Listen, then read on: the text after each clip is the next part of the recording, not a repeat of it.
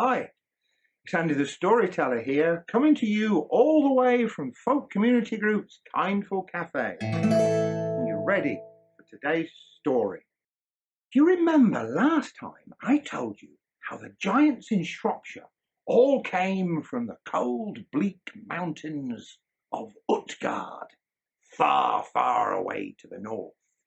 Those were the terrible giants of Viking mythology.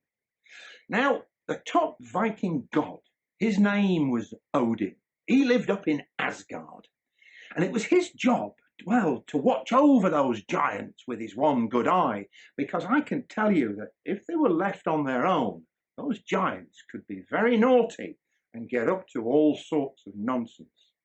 So what Odin did, he sent his two ravens, whose names were Hugin and Munin, to keep an eye on those giants in Shropshire. And if they got up to any trouble, they were to report back to Odin immediately. It was a little bit like an early Spy in the Wild.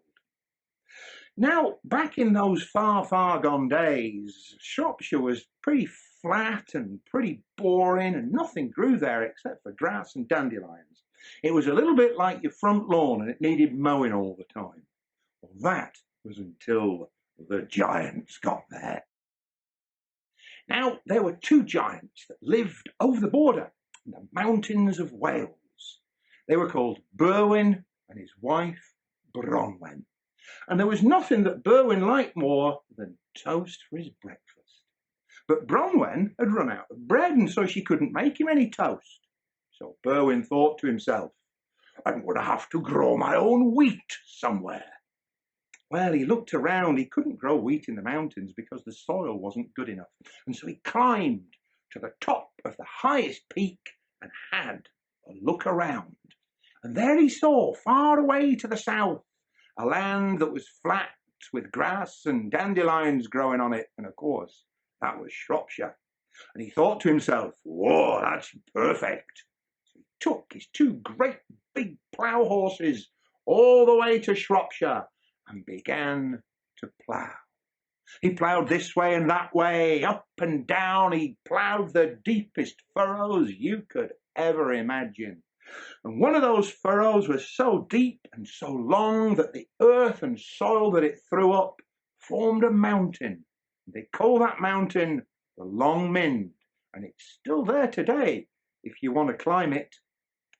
And when Burwin had finished ploughing, he thought, I'm going to have to fertilise it all now so I can grow the best wheat ever. And so Burwin got thousands upon thousands of tons of the stuff that cows leave behind from their behinds. And he spread it over the whole of Shropshire.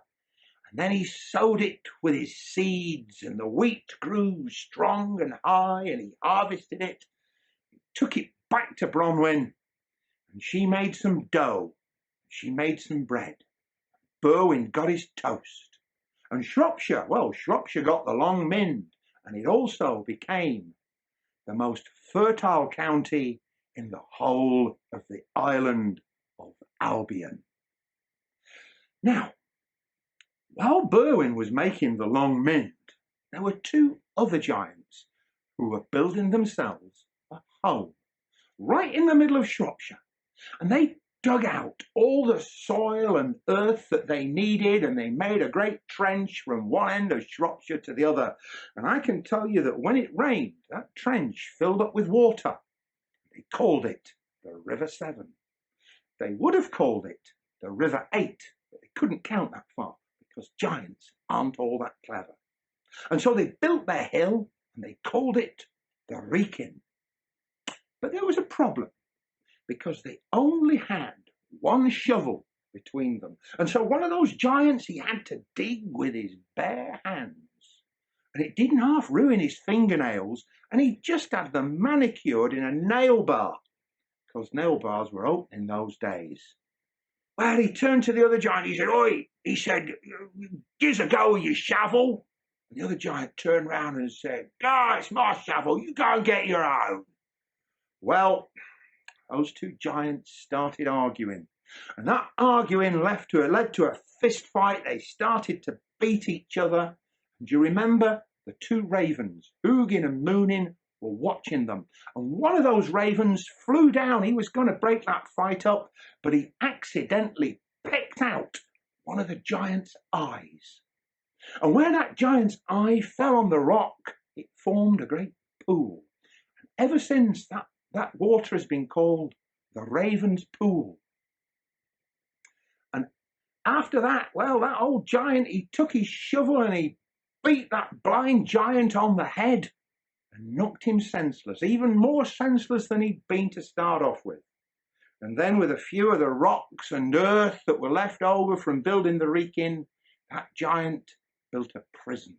And he locked the other giant up in it deep underground. And they do say that that poor blind giant is still there underneath Urkhall Hill to this very, very day. And on a dark, moonless night, when the wind blows through the trees, you can still hear that giant moaning and groaning in his deep underground dungeon.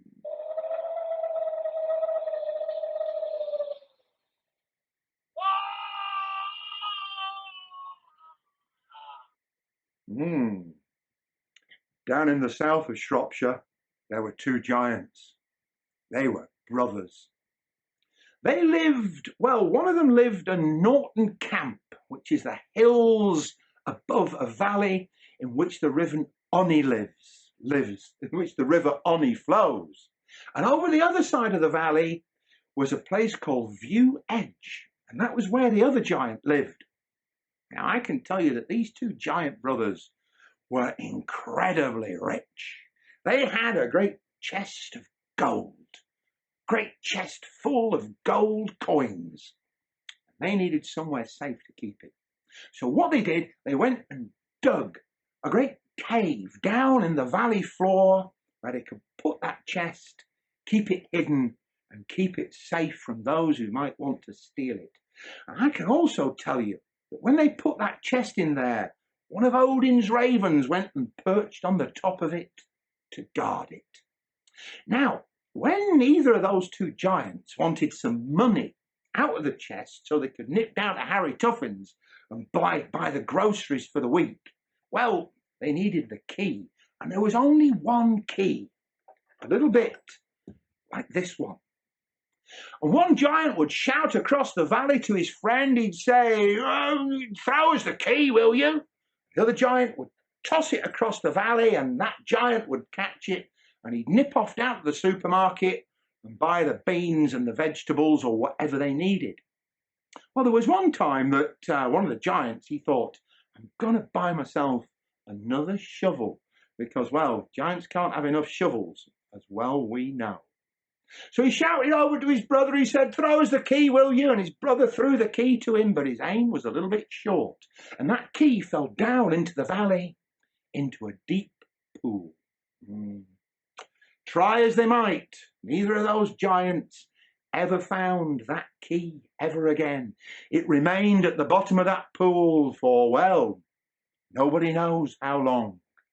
And so they never spent any more of that money. That chest, well, it's still in that cave, waiting to be found. What? Oh no, we've run out of time.